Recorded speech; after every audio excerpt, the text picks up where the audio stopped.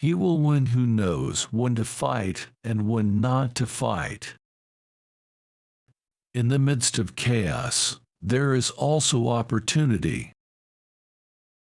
Victorious warriors win first and then go to war, while defeated warriors go to war first and then seek to win. If you know the enemy and know yourself, you need not fear the result of 100 battles. If you know yourself but not the enemy, for every victory gained you will also suffer a defeat. If you know neither the enemy nor yourself, you will succumb in every battle. The greatest victory is that which requires no battle.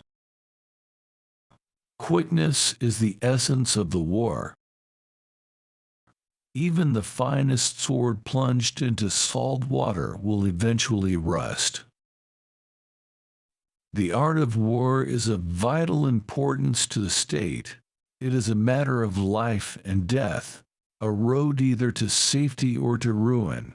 Hence it is a subject of inquiry which can on no account be neglected.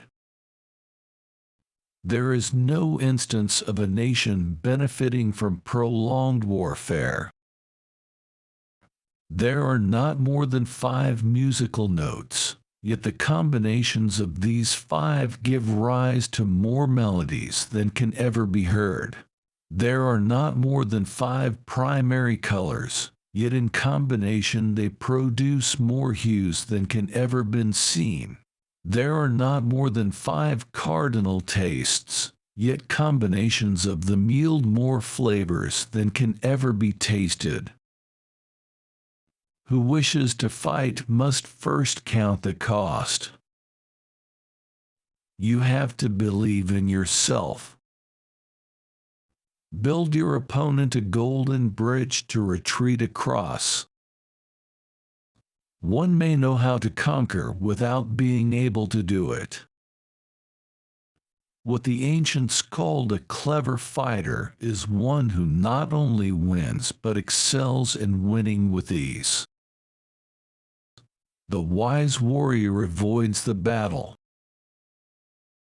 The whole secret lies in confusing the enemy, so that he cannot fathom our real intent.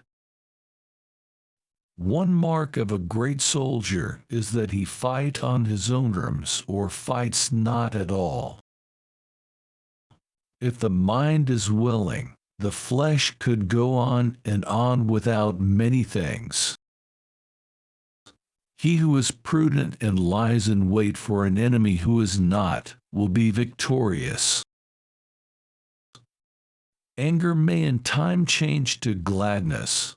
Vexation may be succeeded by content, but a kingdom that has once been destroyed can never come again into being, nor can the dead ever be brought back to life. There are roads which must not be followed, armies which must not be attacked, towns which must not be besieged, positions which must not be contested, commands of the sovereign which must not be obeyed. Attack is the secret of defense. Defense is the planning of an attack. Great results can be achieved with small forces. Opportunities multiply as they are seized. If quick, I survive. If not quick, I am lost. This is death. To secure ourselves against defeat lies in our own hands, but the opportunity of defeating the enemy is provided by the enemy himself. Bravery without forethought causes a man to fight blindly and desperately like a mad bull. Such an opponent must not be encountered with brute force, but may be lured into an ambush and slain. Wheels of justice grind slow but grind fine. Never venture, never win. Plan for what it is difficult while it is easy. Do what is great while it is small. The opportunity of defeating the enemy is provided by the enemy himself. For knowledge cannot be gotten from ghosts and spirits, cannot be had by analogy, cannot be found out by calculation. It must be obtained from people, people who know the conditions of the enemy. If you fight with all your might, there is a chance of life, whereas death is certain if you cling to your corner. Do not swallow bait offered by the enemy. Do not interfere with an army that is returning home. We cannot enter into alliances until we are acquainted with the designs of our neighbors. When the outlook is bright, bring it before their eyes, but tell them nothing when the situation is gloomy.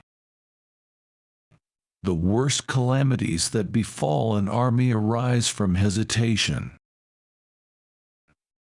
If there is a disturbance in the camp, the general's authority is weak. Hence that general is skillful in attack, whose opponent does not know what to defend, and he is skillful in defense, whose opponent does not know what to attack. Those skilled at making the enemy move do so by creating a situation to which he must conform. They entice him with something he is certain to take, and with lures of ostensible profit they await him in strength. Energy may be likened to the bending of a crossbow, decision to the releasing of a trigger. When your army has crossed the border, you should burn your boats and bridges, in order to make it clear to everybody that you have no hankering after home. There are 5 dangerous faults which may affect a general. 1. Recklessness, which leads to destruction. 2. Cowardice, which leads to capture. 3. A hasty temper, which can be provoked by insults. 4. A delicacy of honor, which is sensitive to shame. 5. Over-solicitude for his men, which exposes him to worry and trouble. Ponder and deliberate before you make a move. Rewards for good service should not be deferred a single day. Begin by seizing something which your opponent holds dear. Then he will be amenable to your will. If words of command are not clear and distinct, if orders are not thoroughly understood, then the general is to blame. But if orders are clear and the soldiers nevertheless disobey, then it is the fault of their officers.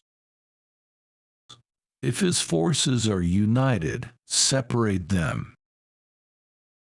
Move not unless you see an advantage. Use not your troops unless there is something to be gained. Fight not unless the position is critical. The general who advances without coveting fame and retreats without fearing disgrace, whose only thought is to protect his country and do good service for his sovereign, is the jewel of the kingdom. It is only the enlightened ruler and the wise general who will use the highest intelligence of the army for the purposes of spying, and thereby they achieve great results. If soldiers are punished before they have grown attached to you, they will not prove submissive, and unless submissive, then will be practically useless. If, when the soldiers have become attached to you, punishments are not enforced, they will still be unless. Convince your enemy that he will gain very little by attacking you.